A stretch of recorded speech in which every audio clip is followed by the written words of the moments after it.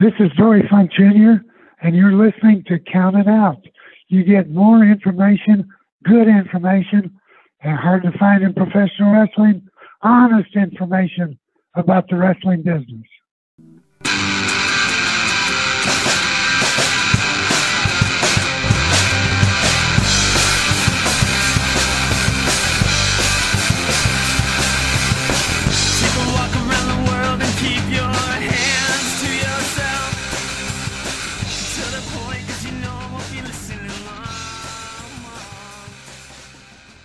Well, we are live, pals, and welcome to another edition of the Bill Apter Seal of Approve. Count It Out with Mike and Tyler. My name is Tyler, and I am joined with Mojito Mike. Mike, summertime is over, and with that, unfortunately, comes the end of Hard Mike. I mean, I'm never not hard. I've spoken to your wife before. I don't know. I can't even lie. I'm 42 years old. I'm no longer hard, Mike. I'm fucking mediocrely soft at best. Your popsicle stick and duct tape, Mike. I'm guessing the hard mics will pop in every once in a while in the summer. In the winter, no. I mean, well, yeah, because last winter, every once in a while, if I can get my hands on the Cottage Springs, I'll be like, yeah, I'll take a Cottage Springs. It's Jack and Coke season, brother, and Crown Royal tonight. Let me tell you. Well, 100%. I got in the dirty end of a bottle of Crown last night. So yeah, it is the season for whiskey. I'll give you that much. You know, I should have actually poured myself a Jack and Coke. I ran out of Coke, unfortunately, because it is our Terry Funk episode, and the last time we did a Terry Funk episode, I was hammered. That was one of the drunkest on air I've ever been. There's 2 times on this show where you and Whiskey got in a fight and Whiskey won.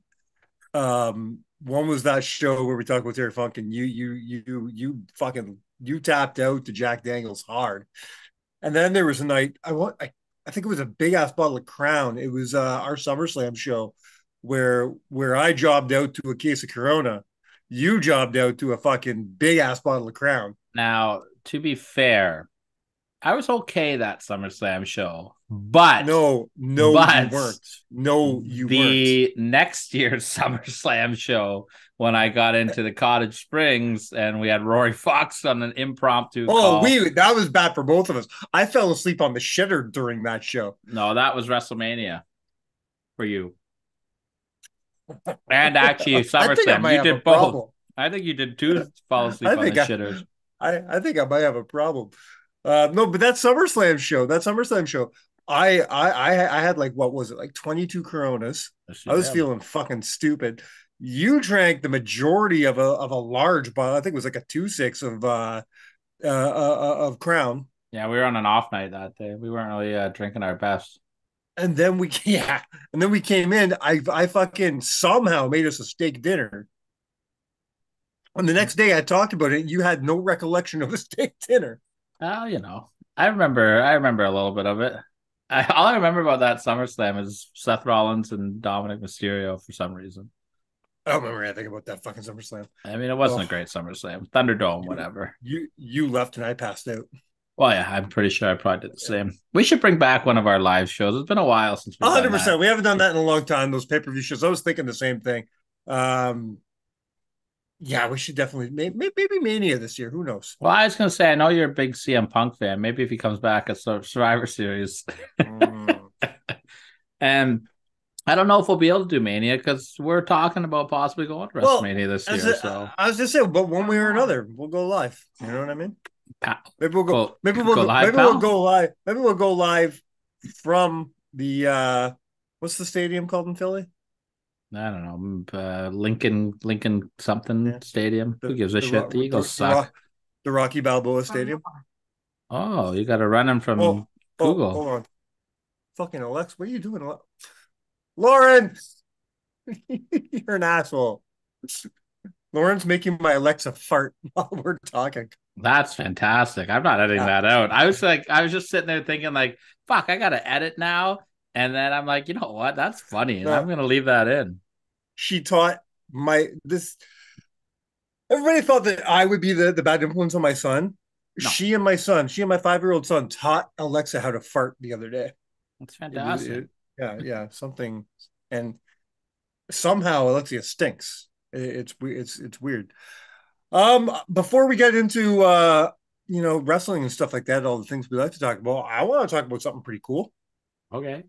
Something that is new to us, something that we've done, something that we're announcing for the first time on this show, and that's that you and I could be now found on Cameo. Oh yeah. Woo! You jump over to the Cameo app. We are there. Mike and Tyler are on Cameo. Listen, we're not full of ourselves here. We're not thinking we're such big celebrities we should be on Cameo. We're going on for the people that are like, hey man, I really like that show. I want them to make me a list. I want a customized list. We'll make you a customized list. You tell us what you like. We'll make a list. We'll put it on Cameo for it. $15, fucking worth the money. What else can we do, man? We'll do a birthday shout out. We'll do what better way to tell your friends how cool Counted Out is to get the guys from Counted Out to tell them how cool it is. Something like Cameo. Try to turn them on to the show. Wait, hold on.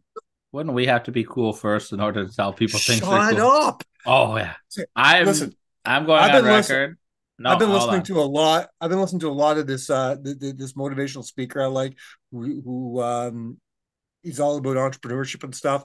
And I'm high on our personal brand. I'm high on you and I got to have better self-esteem, man. We're too self-deprecating. This motivational speaker, who do you ever beat anyways? So from now on, the Banks, because he's a multi-fucking millionaire. So we got to feel better about ourselves. We got to take better care of ourselves mentally. I'm putting out in the universe. We are big enough for Cameo. We are on Cameo from now on.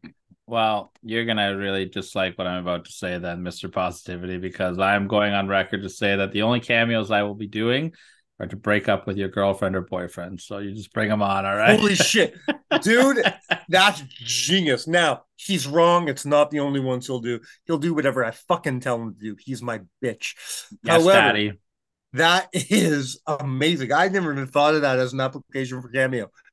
If you want us to make a list, the top 7 reasons why you're breaking up with your boyfriend or girlfriend, we will do that. Can you imagine Tyler breaking up with your girlfriend for you? Phenomenal. I love that. You're thinking. You're using your noodle. I like it. See, you take the world of positivity, and I'm just looking for any reason to cause harm and havoc. I'm a twisted motherfucker this week, boys and girls. Well, let's get into it. We do have a list. This list is a long time coming. You started this list shortly after the passing of the late great Terry Funk. Yeah. But it's because of of course, the timing was weird. It happened the same week as the passing of Bray Wyatt and other things. We didn't want to rush a Terry Funk list. You took your time with it. So here it is. It's still a terrible list because Terry Funk had such a great career that no 7 things will do it justice, but I'm going to try my best. But we're going to do it. I'm looking forward to it. I know nothing about your list. I have fingers crossed. I'm not gonna say it was what it is till I hear your list. I do have a personal favorite Terry Funk match that I'm hoping is going to be discussed tonight on your list. Mm-hmm. If not, it's going to be an honorable mention. We're going to discuss it anyways, but I'm hoping it's part of your list. Other than that, man, I'm looking forward to your list. I really am. It's always a good day if we're going to talk about the Funker, you know? Hell yeah, it is. I should have worn my Terry Funk shirt today. I wasn't thinking. It's too cold in my house for a t-shirt, in all honesty, so... Other than that, I got one thing I'd like to discuss. I'm sure you've got a few things in the world of wrestling you want to say an opinion about. If you don't mind, I'd like to go first. I am officially working on a list for the next couple of weeks, and it's based on an announcement that happened just tonight as we record. Sting, of course, announced that his retirement is impending. And so I will be coming at you in the next week or two with a best of Sting list. Now, what are you doing? Are you going to do matches, moments? I'm working on matches. I'll go hand in hand with you. I'll do a Sting list as well because this man deserves more than 1 week of recognition. So I do matches. You do moments. Yeah, I'll do that. All right, man. That's amazing. So look at that, guys. You get 2 weeks of Sting coming at you. And no, Tyler, number 1 on my list will not be the song Roxanne. Well, Your list has fucking got no credibility, buddy. So I have a question for you. Okay. I had two things I wanted to talk about, but now with the retirement thing, they kind of go hand in hand. Mm-hmm. I want to start with, like, I'll talk about Sting in a few minutes. I want to start by talking about Adam Copeland. Before I give my opinion, I have a question for you. Yeah. Do you believe, do you think that they're rushing the Adam Copeland Christian Cage feud? Do you think No. that it was smart? Do you think it was smart to have that out of the gate? Yeah, Or that 100%. maybe that should have been down the line? Everyone's expecting Edge and Christian to be together. And if you don't come out and put Edge and Christian together right away, like, Yeah. I just think people are like, what the fuck? Okay, I think it's perfect what they're doing. I never even considered that they jumped it or jumped the shark with it or anything like that until today, because I really started thinking about Sting, and I'm thinking, okay, good for Sting, because what's left for him to do? And then I started thinking about dream matches. I said there actually is a dream match left, and it's possible now. Like, Sting and Edge would be phenomenal. Why can't they still do it? I don't think it would make sense at this point in time. All Not Edge while has to he's do is not. come out and cut a promo. Sting, you have had such a glorious career. You are one of my inspirations.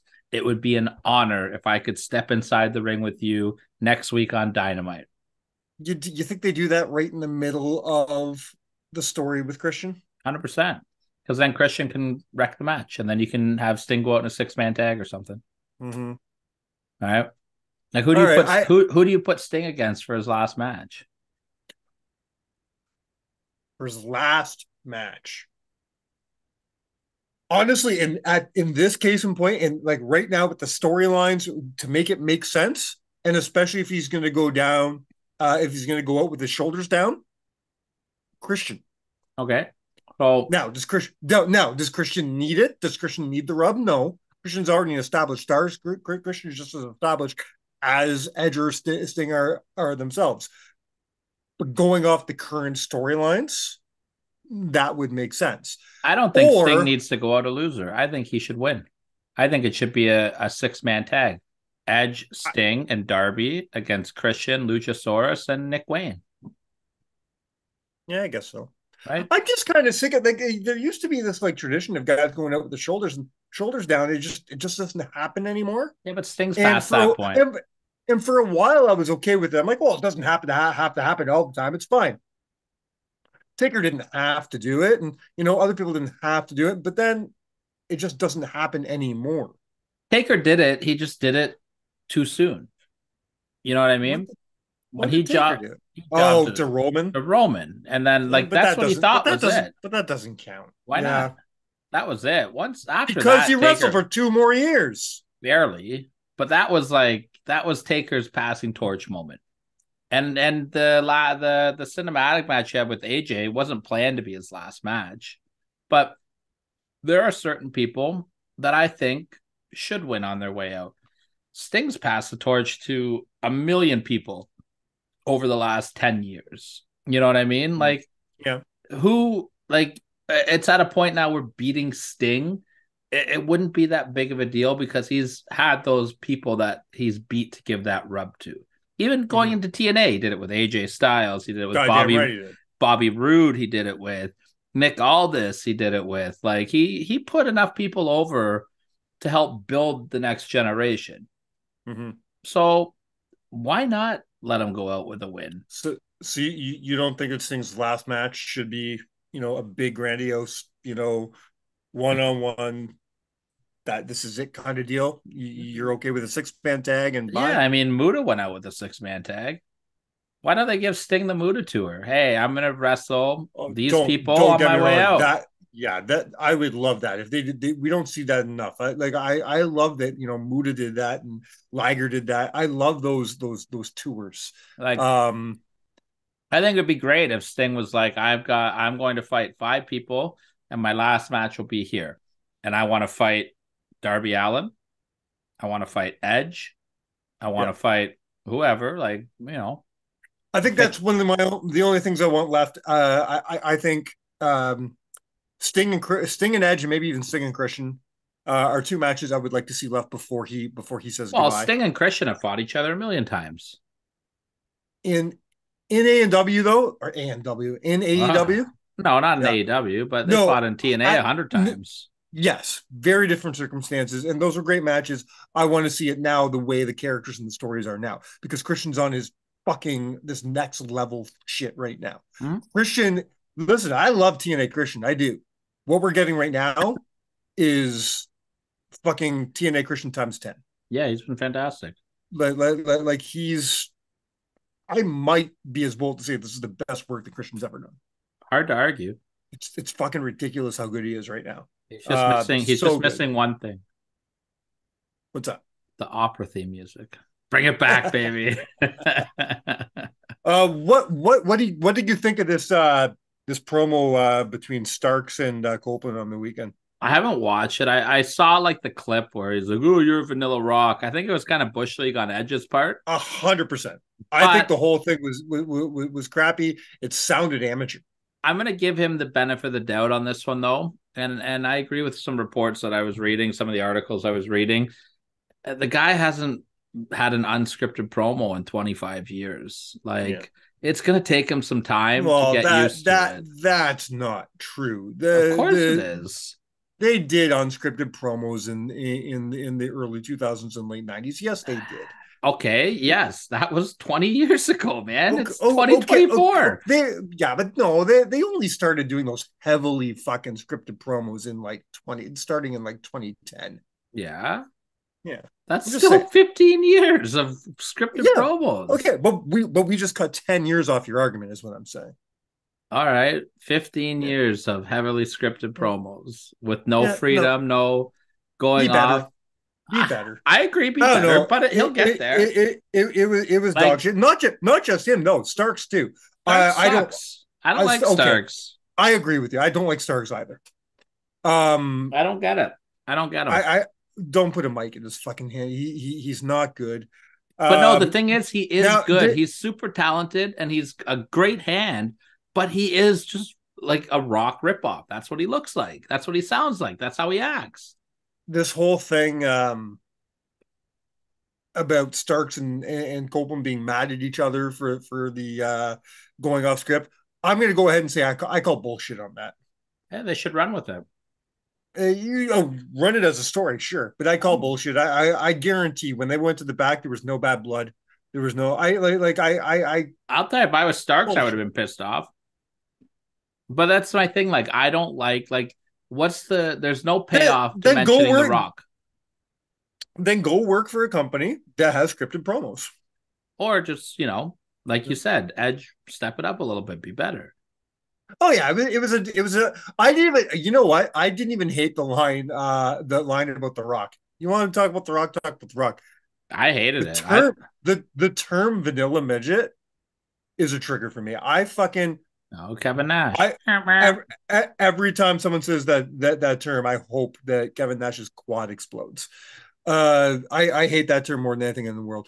And the more and more I listen to Kevin Nash, it's so funny. Kevin Nash, when I listen to his shit, when he talks about the real world, and I mean, be it politics, news, anything outside of the world of wrestling, I'm 99% of the time in complete agreement with his opinions. Everything within the realm of professional wrestling, I think he's a fucking moron. I am so sick of his bullshit. God, he's so full of him fucking self. Hey, but the guy made money, man. He made money. He didn't make money. The NWO didn't make money. My point exactly. People made money for him. That man never made a dime on his own fucking name. Fuck him. Without him, no, you're wrong on that one. He made money, man. No. Without him, people wouldn't get paid the way they get paid. Him and Hall changed the game, man. He goes to, okay, but fuck money, and that's my whole that's my whole fucking point. It's all about money to him. It's not always about fucking money. It's about the fucking business, about the art. He doesn't give a shit about professional wrestling. Business doesn't survive unless it makes money. Never has. He never need to. Has. But he's never. You don't need to care about professional wrestling. No, but okay. You know why? But you don't. Did Bill Goldberg care about professional wrestling? No. I don't like Bill Goldberg either. Okay, but he changed the game. You don't have to be a diehard professional wrestling fan to be a wrestler. Like, you don't. But these guys are very open. Well, first of all, don't call Kevin Nash a wrestler. Kevin Nash is an actor who happened to jump in a ring every once in a while. Kevin Nash can go fuck himself. Listen, the man Kevin Nash never hid what he was there for, and that's why I don't hate on it. He never hid. He never hid. I'm here for money. Any man who has the balls. Okay, sure. You want to go and tell guys how to make money? Tell guys how to make money. Don't tell guys how to fucking wrestle, and don't tell guys how to fucking run a wrestling company. That's just pissing me off. He has the balls. Yeah, he was a terrible booker. He was a terrible booker. He has the balls to go and tell Shawn Michaels to change the way he fucking books his company. Go suck a dick, you. I didn't hear him say that about Shawn. I hear him bash Tony Khan all the time, but no. So what happened was he talked about this on his show a couple of weeks ago. He went down to the Performance Center and hung out with Shawn, and he started criticizing all the boys, saying that they're working too fast and they're not doing this right, not doing that right. And Shawn cut him down, and Shawn's like, "Listen, this isn't 1996. This isn't the business that you knew."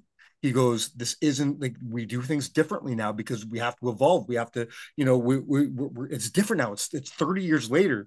He's like, "You have to get with the times." He's like, "I have to learn how to get with the times." And he goes, the fans, the people that give us the money, those people don't want to see our style anymore. They want this. I don't fully agree with that either. And Kevin Nash flat out said, "Well, I don't fuck this." The fact that he's not willing to evolve from I agree his with both bullshit of them. style of wrestling that didn't draw a dime in 1996, by the way. Well, 96 he drew a shitload of dimes. 95 he didn't draw nothing. No, Hulk Hogan did, but yeah. No, he did not. Hall and Nash made the NWO, and you know that. Hogan and Hall, but yeah. Okay, now you're just being petty. Kevin Nash, listen, I agree with both Shawn and Nash at this point. I do think that people need to slow down a little bit, just a little bit. There's a lot of crazy shit going on in wrestling that you get just as big a reaction doing something small as you do big. But it's not. I don't know, man. Anybody going and telling the most successful performer in the history of the professional wrestling business, don't go and tell him how to run it. Well, I agree. I agree with that. Nash isn't in line to give any advice about running a company because he's never done it. And when he was a booker, he was terrible. He did. Well, he didn't run the company. Good. He was a terrible booker. He never ran the company. But Shawn's not running a company either. Yeah, fair. Shawn's just booking. But yeah. But I think Shawn's doing a much better job than Nash ever fucking did. So, well, I mean, WCW 2000, I guess 99, 2000 was where Nash had it. Yeah, it was terrible. But I will say though, I don't fully agree with Shawn's take on this is what the people want to see, because I just watched last weekend maybe one of the best wrestling matches I've ever watched. Definitely one of the best of the year. I finally got around to watching American Dragon and Zack Sabre Jr. And those guys put on a clinic that had the place losing its mind, and they wrestled. Like, they weren't high spots. They weren't flippy floppy. They put on a masterpiece. Very basic stuff. I haven't seen it yet, and I'm with you on that. I'm sure I'm going to enjoy that. But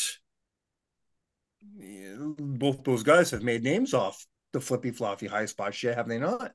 No. Dragon and flippy floppy high spot stuff? You think Dragon and Zack Sabre Jr. have made names off flippy floppy? Zack Sabre Jr. has never done high spots. He's a grappler. I'm sure he's like, I'm not saying he's never done a high spot before, but like, he's known for being a mat-based wrestler. Mm-hmm. He's not Ricochet or Will Ospreay. Didn't say he. Okay. All right. He's not a flippy flop. You can't say Zack Sabre Jr. is a flippy floppy guy. You're saying Zack Sabre Jr. is a flippy floppy guy. I think he's a vanilla midget. Oh, God. You're fucking out of control. What else you got today, man? Do yourself a favor, by the way, and watch that match. I would really like you to watch that.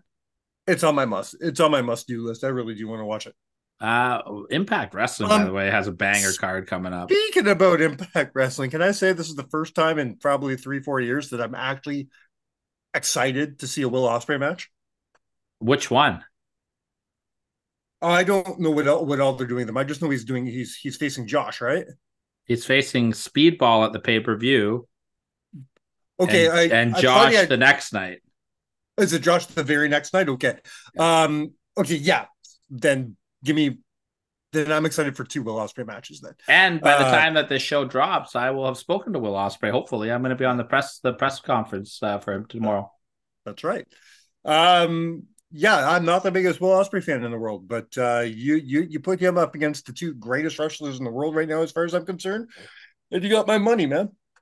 I'm excited for it. I mean, like I've gained a lot more love for Will Ospreay than I ever have before. After and it's solely because of his match with Kenny in Toronto. That was one of the best live matches I've ever watched. Definitely going to be a strong contender for my match of the year as well.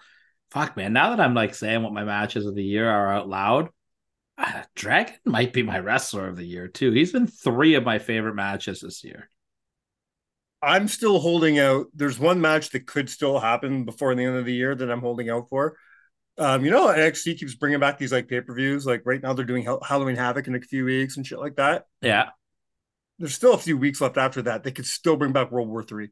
So, oh God, you're just trying to poke. You must know that I'm tired tonight, and you're if just NXT poking. brings back World War III, that's a clincher for my match of the year. Speaking of Halloween Havoc, you got a one former Mr. Brian Pillman Jr. making his debut at Halloween Havoc this year. Yeah, his promo's been pretty good. I haven't watched this one from this week, but I watched his other ones. I did, man. He's going real personal, yet it's obviously a character, and I'm loving it because that's what his dad did, right? I was just gonna say with that with the loose cannon. So with him, he's actually pissing people off, because the internet idiots are all on fire. How the fuck could he say that about his fucking dad? Or how could Shawn Michaels make him say that about his fucking dad? How could he disrespect his dad like that? What a piece of shit! Do you think for a 1 second that this isn't exactly what the loose cannon Brian Pillman would want?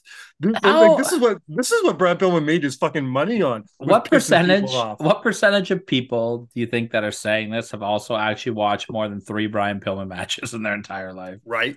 They just know Brian Pillman existed. Yeah. So they're like, oh, pay him respect, pay him the respect. This is, as far as I'm concerned, this is the highest respect you can pay Brian Pillman. He should, as a former Cincinnati Bengal. Yeah, baby. Enjoy your bye week in heaven, Brian. I know I'm going to enjoy that. I need a stress-free week. Buddy, I haven't been stressing the last 2 weeks. These boys are rolling. I'll tell you why I'm scared. Our next game after bye week is San Francisco. Never heard of them. I've been scared of this game all season. All right. Yeah, but we're going up against a beat up San Francisco right now. Oh, well, here's my problem. They lost to the fucking Cleveland Browns. Yeah, it was great. It knocked me down. There's 3 people left in my survivor pool. I got a shot of winning $600, which means they're coming back angry. They're coming back hungry, and they're coming back angry this week. And so I'm hoping they're just going to go. They're going to take this week to go and beat up on the fucking Tennessee Titans, and then take it. Yeah, I believe so. And then they're going to hit a fresh Bengals team the week after, and we'll fucking slit their throats. Well, yeah, 100%. The 49ers are playing the Vikings on Monday night, by the way. This is the Vikings. Thank you. Tennessee's on. I was like, I'm pretty sure Tennessee's on a bye week as well this week there. Okay. Yeah, but they're beat up, and it's going to be a short week. That means if they're playing on Monday night, McCaffrey's hurt, Debo's hurt. Like, that's 2 big weapons for them. McCaffrey doesn't play in that game. Bengals got a shot. The Bengals have a shot regardless. Like, in my opinion, this could be a preview of the Super Bowl.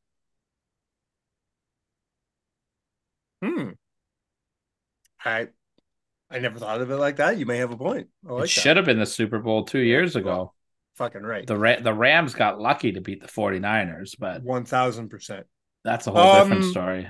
Going back to Brian Pillman, now known as, of course, as Lexus King, which, I know a lot of people had a problem with the name change at first, but with the way the story is going with him saying, I'm stepping under my dad's shadow, I don't think this is the promo. I don't know if you've seen the last promo he cut. He did you see the I don't love him promo? No, I haven't seen that one yet. okay, so he comes out and he says, everybody says, for the oh no, he says, I've been lying through my teeth. People always come to me and say, hey man, I loved your dad. I loved your dad. He was a great guy. I loved your dad. And for 20 some years, I've been lying through my teeth saying, you know what? I loved him too. What? I was 4 years old. I didn't know what love is. I didn't love that man. I didn't know that man. I wasn't raised by that man. The man that raised me was a man named King. And so I saw like that when he announced the he name, he but he flat out said the words, I did not love my dad. I do not love my dad. And that stung for a lot of people, which I think is fucking brilliant. I think we'll see how he's there's portrayed. Like, I'm interested to there see how they go with him. now we've seen this 1,000 times in the past. 1,000 times in the past, they put out these amazing vignettes and they bring somebody in and they fucking fuck it all up. They've done it with so many people. They did it with Karrion Kross. They did it with fucking Funkasaurus. There, fucking they've done it with so many people where they make them look like amazing in vignettes, then they bring them out and just shit all over it. So this is NXT's thing to fuck up right now. This could be amazing. Well, I mean, it's NXT and Pillman's thing to fuck up. Like, he's got to pull his weight Of too. course, So of far, course, so good. But 100%, 100%, 100%. It's just history shows it's a lot of the time, no matter how hard the person's working, they fuck it up before the person even gets their first match. However, times are changing. Vince is out again, man. Like, he's been pushed out, and holy shit, man! And it seems like he was they pulled a bait and switch on him from how I understand it. What's the guy's name? The president of the company's name is Ari something. Ari Gold. Hug it out, and bitch. and he says, I guess he told Vince before, this is your company, no matter what, if you and I disagree, we'll always go with you because I trust you. And as soon as the papers were fucking signed, he said, no, you're out. It's like, holy shit, man. Which I think honestly is the best decision for the company. That man's a businessman. The guy's got to do what's right for this fucking business. And I think he made the right call. Who I don't envy is a man named Paul Levesque. That's got to be one. That's got to be one uncomfortable. That's got to be one uncomfortable Thanksgiving, man. I mean, how many uncomfortable Thanksgivings do you think that family's had, though? It's just another day in the office for that family. Do you think we see Shane or Stephanie back in the company at all, ever? Not Stephanie. Man, no? I think he might get one more match out of Shane. I don't think he wants his last.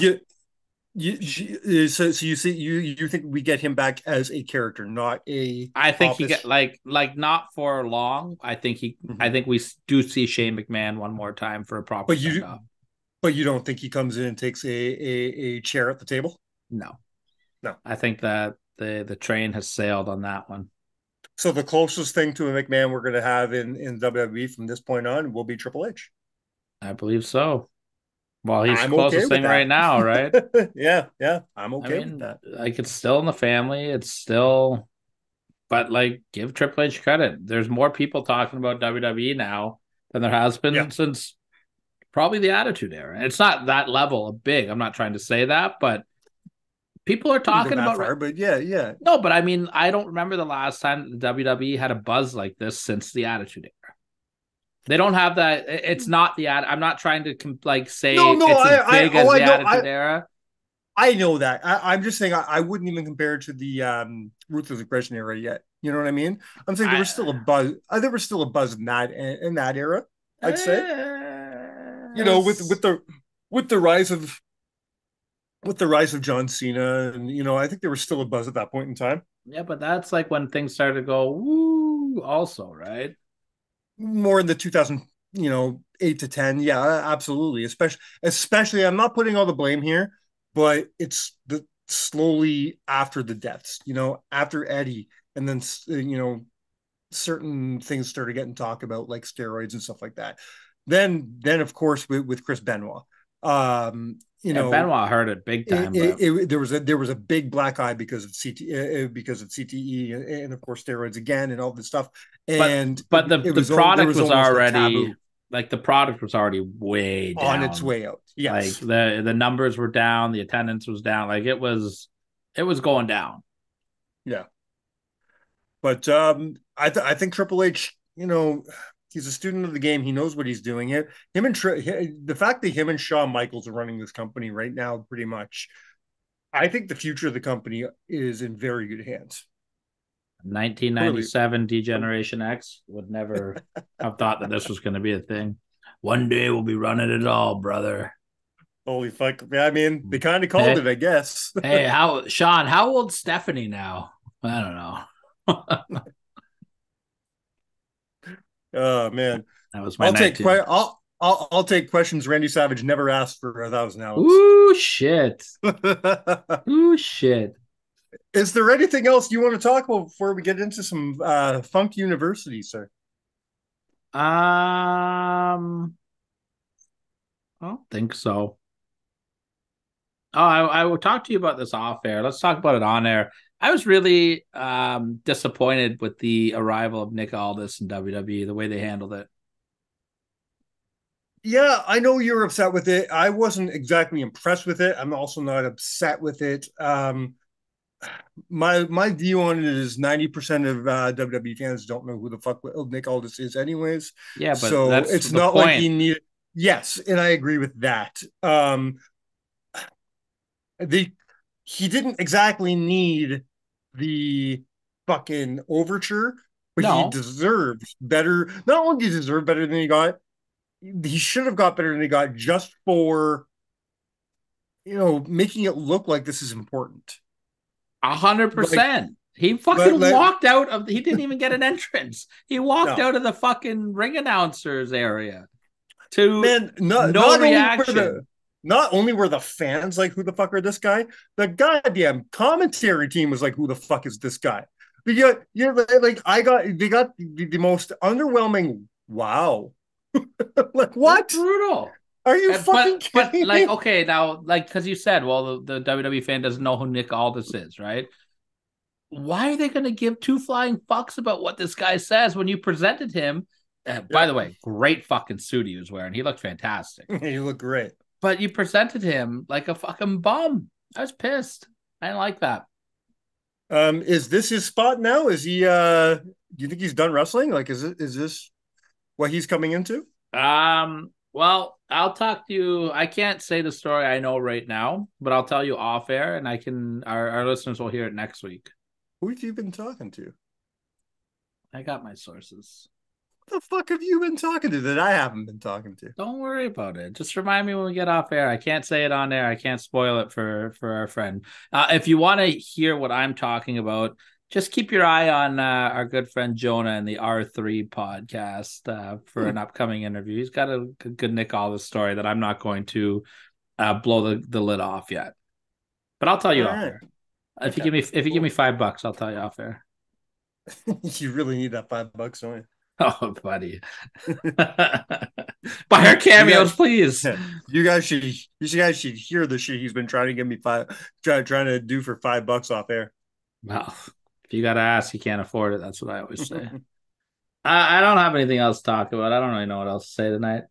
All right. Well, let's fill our drinks and then get onto some Terry. Well, my drink is filled already because I come prepared. So I'll do another classic Tyler Wolf edit. No, your edit sucked. Just start talking about Terry. Last week you said the words, "You'll never know we were gone," because I'm a great editor, and literally for like 15 seconds you hear and then silence and then and then we start talking again. It was fucking horrible. I may have forgot fucking rookie shit. I may have forgot to edit because I was very tired. You literally bragged about your editing and then did the worst editing job you've done in 3 years. To be fair, I do a fantastic edit job most times. All right, just start talking about Terry then while I get a drink. All right, well, be quick because I just could get used to being alone here, and I don't want that. Terry Funk, unfortunately, we lost Terry Funk this year. Absolutely devastating news. Terry Funk definitely has to go down as one of the greatest professional wrestlers of all time. Just like the energy that he brought and the love and the passion is just like it's unmatched. And we're gonna talk a little bit about it. I don't want to do a complete rundown of Terry's career because like it was a 50-year career with 100 retirements and a million memorable moments. So I'm kind of just focusing on what like my personal favorite moments are with this list. I'll talk a little bit about his career. He was all over the world. We actually do a very fun, if you go back to the archives when we first started podcasting, we used to do this thing called Watch Along, where we'd watch a wrestling match and talk about what was happening over it. And one of the matches we did was Terry Funk and Dory Funk versus the Road Warriors, and that was a fun time. That was a fun match. I don't know if you were there. That might have been. I think that was you. Yeah, I think it was like you and Jay or you and Steve. It might have been Jay with that one, but fun match. Like Terry was all over the world, massive in Japan, massive in Puerto Rico, massive in North America. Like guy's just a pure legend through and through. We're gonna talk about some of my favorite moments here, and maybe we'll just get right into it. My number 7. Mm-hmm. My number 7 is I would say probably Chainsaw Charlie's theme song.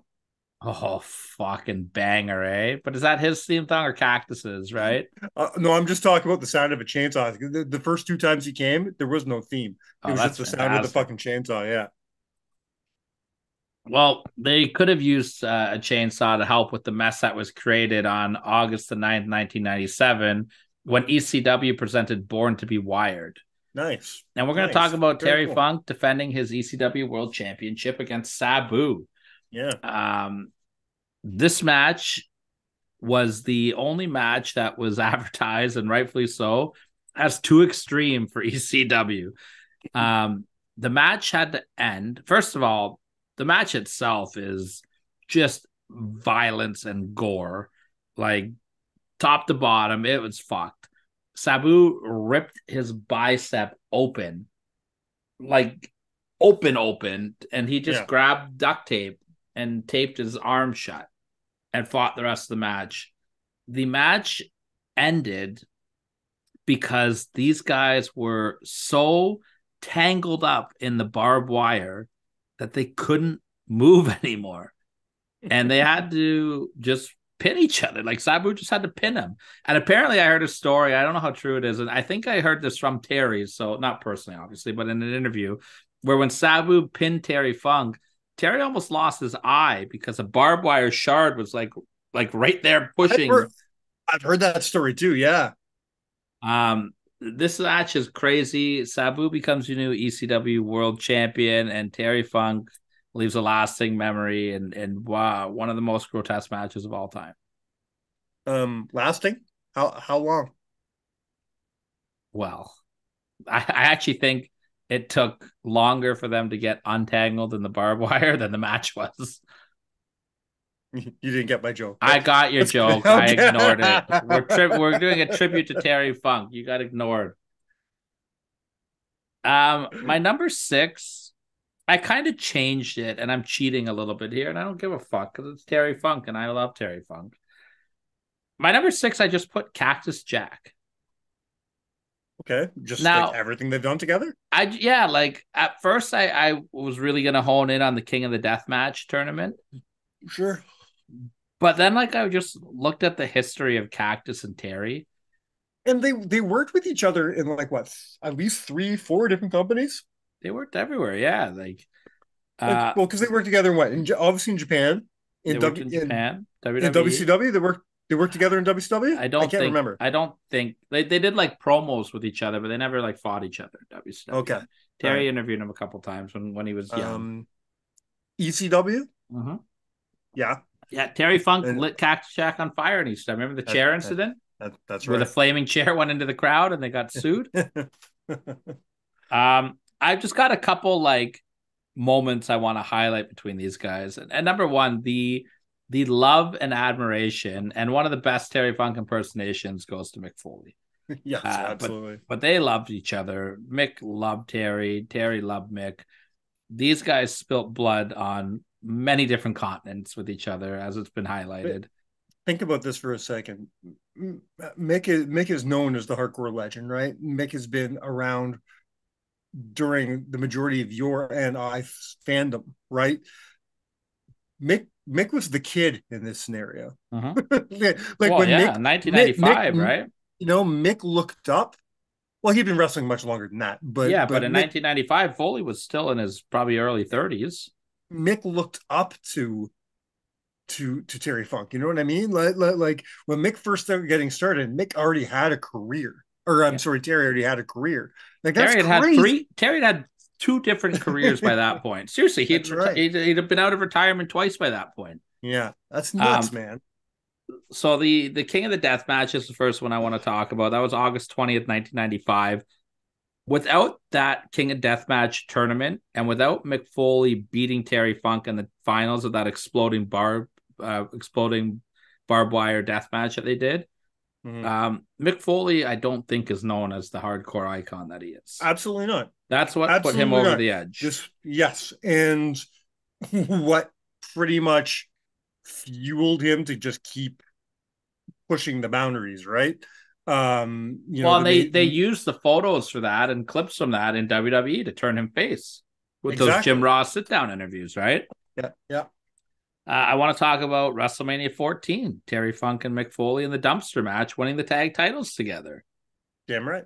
They had a great moment at the Royal Rumble 1998 where they were just passing each other chairs to hit in the face. But they had as much as I love WrestleMania 14, that Raw spot that they get the thrown Rumble off the spot. stage. Oh yeah, the dumpster No, spot. no, on Raw, the dumpster spot Yeah, on Raw. Because it starts off as a match between the two of them, just purely out of we're buddies and we want to beat the shit out of each other. That's one of my favorite Raw moments of all time. 100%. It's one of the most iconic Raw moments ever. Royal Rumble 98, like I said, when they were beating each other up with the chairs. They had a fantastic hardcore match when it was Mick Foley versus Terry Funk with Steve Austin on commentary there. Yeah. Their feud in ECW we touched on there when Foley was loving Eric Bischoff and it was Terry Funk and Tommy Dreamer defending ECW and good stuff. And then, of course, ECW One Night Stand when they got to revisit it one more time with the 6-man tag there with Edge and that whole storyline. Like, you know, they really threw it back old school. Terry and Foley both cut some amazing promos leading up to that match. Foley tried to get hard way color from Terry Funk, who Terry just ended up punching him in the face 10 times and giving him a huge black eye. But like, yeah, I just think that whole friendship just needs to be a moment. 100%. Number 5 was a man that Terry Funk was not friends with. I want to take us back to April the 6th of 1981 when Terry Funk had a terrible moment with his eye, my eye, the empty arena match versus Jerry the King Lawler. So the match I alluded to earlier. This is the one? This is my favorite Terry Funk match in history. It's probably my second favorite. I love this match so much, and it's crazy to me that this match happened 2 months before I was born. Crazy, eh? You know, no, I absolutely love this match. This is my, you know, a few weeks ago we talked about the skill level and the amazingness that is Jerry Lawler, and you know, I was talking about how his Memphis game, you know, trumped his WWE game by far, but the stuff that he did with Terry Funk is the stuff of fucking legends. You know, I think Jerry Lawler is going to go down in history known as, you know, the guy who was involved in the Andy Kaufman stuff, which is awesome. Good for him. But if I really want to, if I had to choose what I hope Jerry Lawler's legacy is based around, it's a story with Terry Funk. Yeah. That's hard to argue, man. Jerry's done some great stuff, and both these guys have two of the best punches in the business. Damn right. The real MVP of this whole segment is Lance Russell. Yes, sir. He's so good in this thing. And Terry, of course, just cussing up a storm and like, come on, we gotta air this on TV. Like, and the whole thing. I'm not gonna even try to do it justice here. Like, just do yourself a favor, go out of your way to watch it. We did a show about a year ago, I guess. The best commentary teams of all time. So we didn't really talk about Lance Russell. Lance Russell goes down as one of the greatest commentators of all time, though. We didn't talk about him because Yeah, you don't think of Lance Russell as a team guy. You know what I mean? He was one of those rare guys who could call it by himself. He like a Joey Styles, or that's a great. even a Gordon Soley. He to me he You was a know, mixture. Lance Russell was a mixture of Mean Gene and Gordon Soley. yeah. Lance Russell was one of the best in the game of all fucking time. My number 4 moment. We're going to April the 13th of 1997. 97 was a good year for Terry Funk. And I'm taking us to the very first ever ECW pay-per-view, Barely Legal. Beautiful. Terry Funk was not originally supposed to be on Barely Legal, from a storyline standpoint, at least. The way that pay-per-view was set up is it was going to be a 3-way dance, which, by the way, Terry Funk made famous. I don't know a lot of people know that or not, but him, Sabu, and Shane Douglas had as far as I know, the first ever 3-way dance. That was at least the first big one, and it really changed the wrestling business again. But yeah, originally it was supposed to be a 3-way dance, and the winner would go on to face Raven in the main event. And it was supposed to be Stevie Richards, the Sandman, and Tommy Dreamer. And Tommy Dreamer, being the fantastic guy that he is and the white meat babyface that he is, he stepped aside and said, no, Terry Funk needs to be in this match because Terry Funk is ECW. And I will not fight on this pay-per-view. I will give my spot to Terry Funk. And Terry Funk won the 3-way dance, and he ended up winning the world championship that night. And that first ECW pay-per-view went off the air with Terry Funk and Tommy Dreamer in the crowd covered in blood with the whole arena chanting ECW. And I just can't think of a more fitting way for such an important event to end with Terry Funk, who, let's call a spade a spade. Without Terry Funk, I don't think ECW makes it.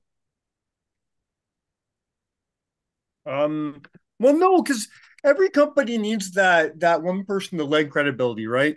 We talked about that with AEW. AEW Jericho had Jericho, where and in the beginning, TNA had Jeff Jarrett, and to an extent even Ken Shamrock. You know what I mean? Scott Hall, and then they would bring in other names in the upcoming weeks. Terry Funk was vital to ECW, vital. and the only different, like the biggest difference though, is we're talking about 1993 when it was Eastern Championship Wrestling. They didn't have the bankroll that TNA and AEW and them had, right? They're just a little company, and here comes Terry Funk and the unselfishness that he does. He did the big feud with Eddie Gilbert and proclaimed him the king of hardcore and the king of Philadelphia. Like all that stuff was Terry. And Paul Heyman says that when you go back and watch Barely Legal, and he does that big raw speech, and he puts over Terry in it. This man, there would be no ECW without this man, and he's right. Terry Funk, and that was a beautiful moment, and I'm glad they gave that moment to Terry Funk. Can I just say on record as well, Barely Legal, extremely underrated pay-per-view. Very good pay-per-view, absolutely. I don't think it gets talked about enough. There were some really good matches on this card. I remember a really good it was Rob Van Dam and Lance Storm had a really good match on this. Eliminators and Dudley Boys had a good one. Michinoku Pro had the 6-man tag. Exactly. Fucking Sasuke was in that, right? Yeah, and Taka, Funaki there, Dick Togo. An actual surprisingly really good match with the Pitbull and Shane Douglas. I don't remember if I liked that one or not. I think it was okay. And Taz then and Sabu. Taz and Sabu, absolutely. Yeah. Fuck yeah, it was a good show. Absolutely, it was. Number 3, we're going to August the 31st of 1983, and it is Terry Funk's first retirement match. And it is Terry and Dory versus Stan Hansen and Terry Gordy. All right. Let's put this in perspective here. Yes. That man retired for the first time before you were born. That is correct. And he retired for the second time before I was done kindergarten. I was 2, man. I was 2. You weren't even, you were still you were swimming around in your dad's sack hole. I was just a gleam in my daddy's eye at that point. And fucking that man had already finished up the first part of his career. That's insane to me. So we're going to obviously talk about the Forever promo that followed this match, but have you actually ever watched this match before? I've seen clips. I've seen several clips. I've seen many clips. I've probably seen enough clips to put it together and seen the match. Have I ever sat down and watched the match from beginning to end? I can't honestly say yes. I may have in my younger years. I don't remember. I watched it for the first time ever about a year and a half ago. Okay. I watched it right before when we were recording the year that we had Holden Albright on our year-end show talking about Josh Alexander. Mm-hmm. I watched it that week, and this match is amazing. Like, the crowd is just on a different level. So the match itself holds up and is a moment on the list, but then like Terry Funk's promo at the end, this has got to be like, if you're cutting a list of like some of the top 7 promos of all time, this moment this moment, I believe it was in the number 2 spot on my most emotional matches of all time.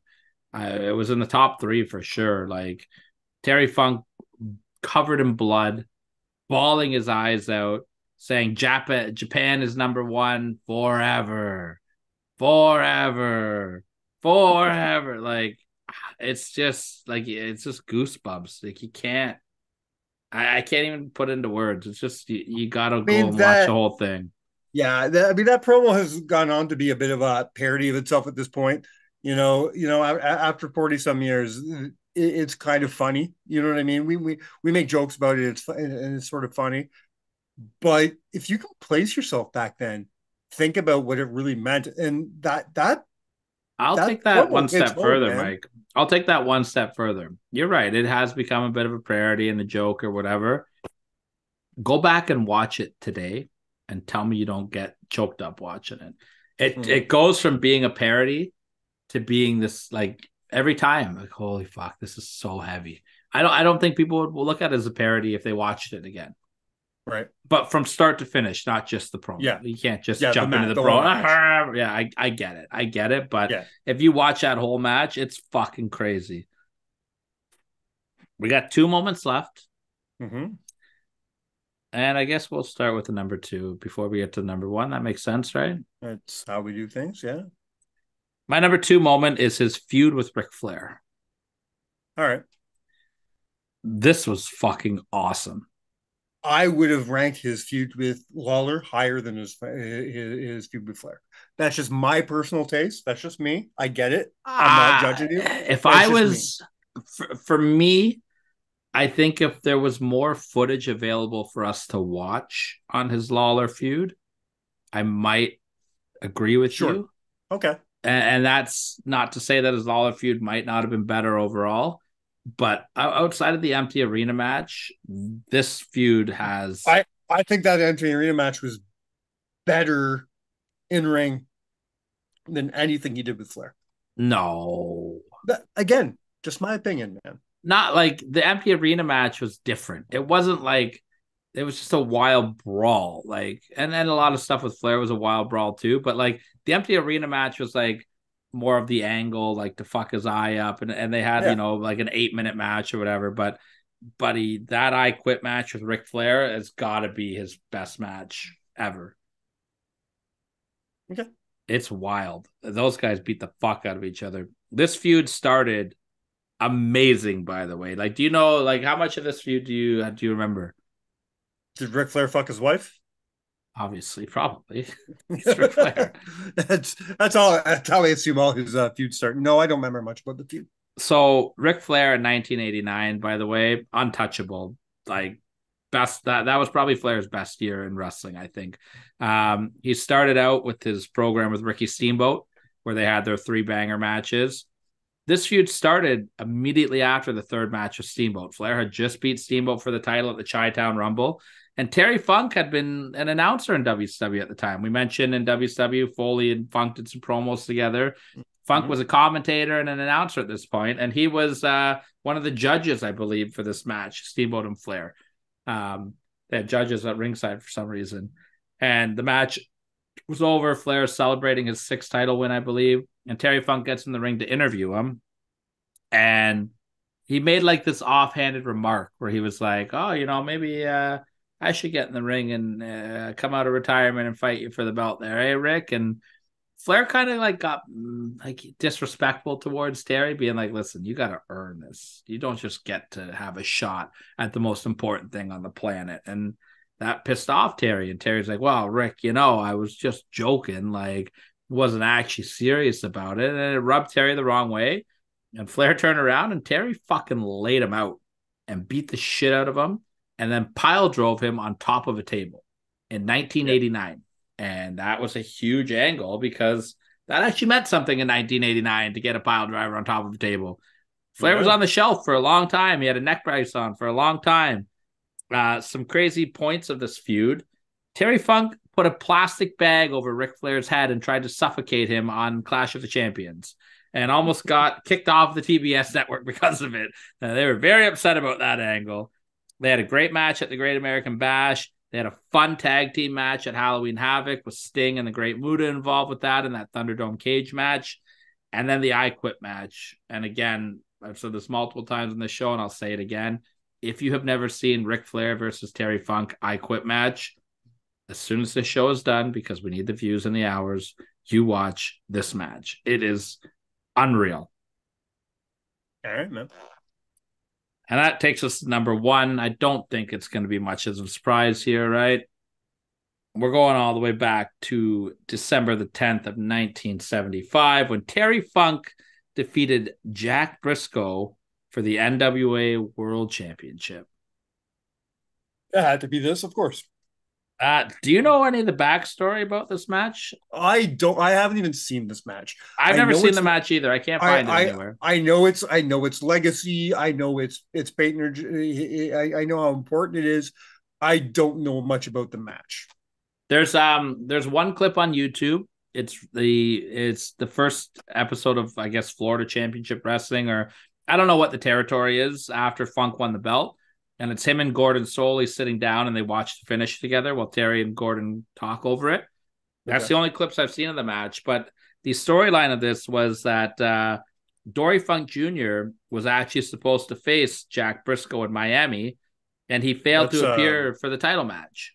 That's a friend of the show, Dory Funk Jr. That is correct. Dory Funk Jr. has been on our show. And Dory, for whatever reason, I don't know if it was kayfabe or if it was a work or a shoot or whatever, but he did not show up for the title shot. And Terry stepped in and Terry won the belt. And he began a 14-month title reign with that. He defended the title against guys like Jack Briscoe, Dusty Rhodes, Giant Baba, Pat O'Connor. He was in North America, Australia, Japan, and Singapore. And his reign came to an end when he was defeated by Harley Race in our good old hometown of Toronto at Maple Leaf Gardens. Oh, wow. I didn't know that. Okay, cool. That match is on YouTube, or at least most of it is. I believe Harley won with the Indian Deathlock, if I'm not mistaken, which is cool. But another very cool fact about this was Harley's either second or third run with the belt. But the person that he beat for his first title was Dory Funk Jr. So Harley beat both of them for the title. Yeah, I like that. So that's my Terry Funk list. Love it. What anything that you can think of that should have been on my list that maybe wasn't? No, man. I had the empty arena match ready to go just in case you for some stupid reason didn't have it on your list. But that was it. That's my favorite. That is my go-to Terry Funk moment. Everything else you talked about on the list, I wouldn't have thought about the Jack Briscoe match. I'm going to be honest with you. It's not something that pops in my brain, but it makes sense. Once you said it out loud, I'm like, of course it's your number one. Yeah. But other than that, everything else made sense on the list, 100%. Do you have any honorable mentions at all? I don't know. I have a few. I've never seen this before. I've only heard it spoken of as one of the career highlights, if not the career highlight of one Mr. Lance Storm. In very late WCW, probably around the year 2000, Lance got to work Terry Funk in Amarillo, Texas for the WCW United States Championship on a house show. Lance said it was his favorite match or the most fun he's ever had in a match or whatever, and Lance put Terry over for the belt in Texas. and that's cool. just said it was a moment that he'll never forget. He's spoken about it a lot of times, and I thought that was worth an honorable mention. Sorry, I do have one honorable mention. Yeah, I have one. yeah, Your mother's a whore. fantastic stuff, eh? Steve Austin and Terry Funk on Shotgun Saturday Night. I didn't even think about that. That's a fantastic promo. Not the first time he's used that one. Much. Another honorable mention is it's not a career moment, it's just an awesome moment. When he quit the WWF for the first time in the 80s, and he just wrote a note to Vince McMahon saying that his horse was sick and he was going home. Yeah. Never came back. I've got his feud with Dusty Rhodes as an honorable mention. Dusty sucks eggs, right? Yeah. I've got the night the line was crossed, triple threat match that I alluded to earlier. Had to be an honorable mention. That may have been on my list, to be honest. Yeah. Terry Funk's 100th retirement match against Bret Hart at WrestleFest. Great match. Yeah, I keep forgetting that exists. Yeah. A very emotional match. It almost made my list with Terry Funk versus Onita and an exploding barbed wire death match. That was just I'm actually surprised this didn't make your list. It was a passing of the torch moment for sure. I had to choose between that and Sabu. I mean, flip a coin on that one. They're both both tough, right? I think you went the right. I went the right way for my knowledge, because I don't know a lot about that match. I just know the legacy of it, and I've seen clips of it. That's hard. Those are both big moments for the wrestlers that got put over. The last honorable mention I have, Terry Funk cut a promo. It's not even a promo, but do you remember when like Shane Douglas was doing his ECW reunion shows?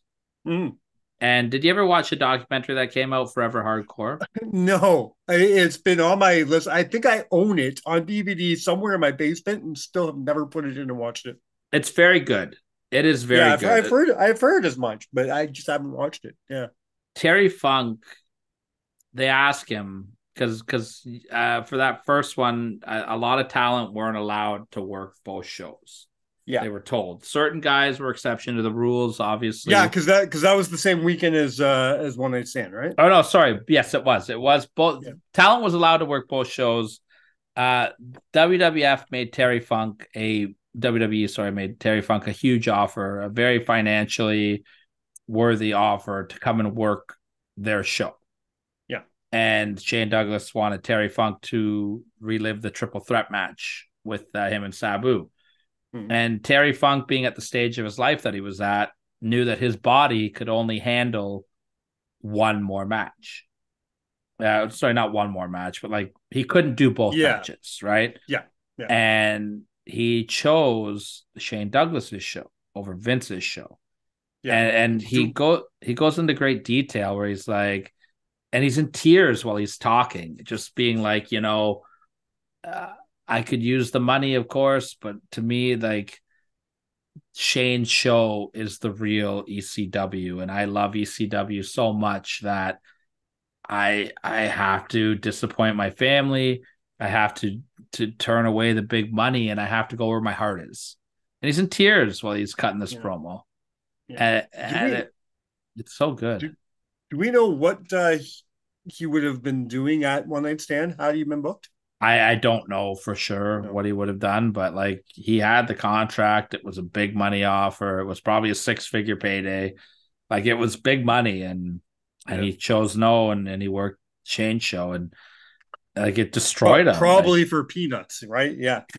Probably like that show. And it was in the ECW arena, and like that was like the show everybody wanted to work. You know what I mean? Like, but everyone got to work both because they were a little younger, and their bodies were, able to do the weekend loop. And Terry knew I can't do a service to ECW both.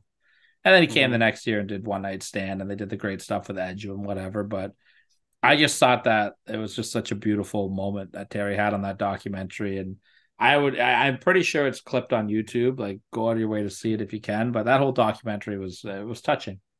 Good. And that's it. So I raise a glass to Terry Funk. Absolutely, man. Thank you for everything, Mr. Funk, and cheers. Before we say goodbye, I have one thing that I wanted to mention earlier, just totally forgot about. Yeah. And I'll use this as my send-off. I just want to give a huge congratulations and a very nervous, fingers crossed, hope for the future for Billy Corgan and the NWA. They signed a big deal today with the CW. 2 TV shows a week on the CW, which is still a big network to this day. This is a huge deal for them. This could be something really big for this company. This could be the launching point to get people into this company again. I just hope that they take this opportunity and don't fuck it up by putting the same bullshit they've been doing. 3 years ago, I was really high on this company, but they've been slowly, degrading. It's not even something I can watch right now. Billy Corgan has his head shoved so far up fucking Tyrus's ass, it's not even fucking funny. They need to go big separate ways with that man. But I want to see what Billy Corgan can do on a national network. So I'm very proud of that company for being able to do this. I just hope that they can make it work for them and don't fuck it up. And our very own Taylor Rising is in the NWA quite frequently now as well. Good for her. I hope to see more of her on the CW then. Yeah, hopefully. I mean, I hope that it works out. Another place for the boys to work. If it works out, that's always a good thing. But more wrestling is never a bad thing. I just hope it's more wrestling that I want to watch. That's all. I'm just like, not a knock on the guy. It's just not my cup of tea. But I can't get behind EC3. No, I listen, man. Back in TNA, I was digging the guy. I liked the stuff he was doing. He was a good heel. I started losing steam on him in NXT, and then everything he's done since then has just been hot garbage. He just went off the deep end during the pandemic. That fucking control your narrative bullshit was just, what the fuck are you doing, dude? You know what I mean? So, I lost a lot of respect for him. I don't enjoy the work he's doing. The stuff he's doing right now in NWA is not my thing. So, yeah, unfortunately, right now, the product they have right now is not worth me, it's not giving me a whole lot of faith. But when they debut on that television station, I am going to give them another try. I just hope that they can keep my attention. That's all. I haven't been into EC3 since he was Derek Bateman. Chicks in America, baby. Yeah, let me know how it goes. If you say it's good, I might check out some of it, but I haven't been able to get into the relaunch of the NWA. You haven't listened to my opinion in years. That's fair. Have you watched? You know what? Yeah, you know what? The last time you haven't listened to my opinion in 5 years, and we've only known each other for 4. So that'll tell you something. Have you watched the British Bulldogs with Joe and Dean Malenko yet? It's a personal favorite. You're fucking full of shit. I hate you. It is a personal favorite. Your personal favorite. My personal favorite. Have you watched World War III, 1997? Sadly, I have. Sadly, I have. I don't think I have anything else to say. All right, buddy. Well, great list. Good show. Next week, we might come back with some Sting. We'll see. No, fuck. You broke the mic with your Tony Schiavone. Stop it. You're breaking the microphone. This will be like the 4th mic you've broken in 3 years. Stop it. I am still on mic number 1. Yeah, but you broke a mic with... I need to get rid of Mike over here. Okay. No, fucking Alley Catch broke your mic. Well, that mic was shit, but I've only had one podcast mic this whole time. I'll have old blue here. Old blue Yeti.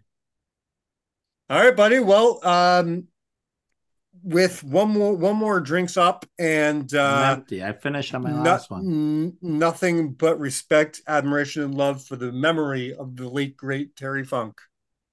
Sir, we commend you, and you have been counted out. Cheers.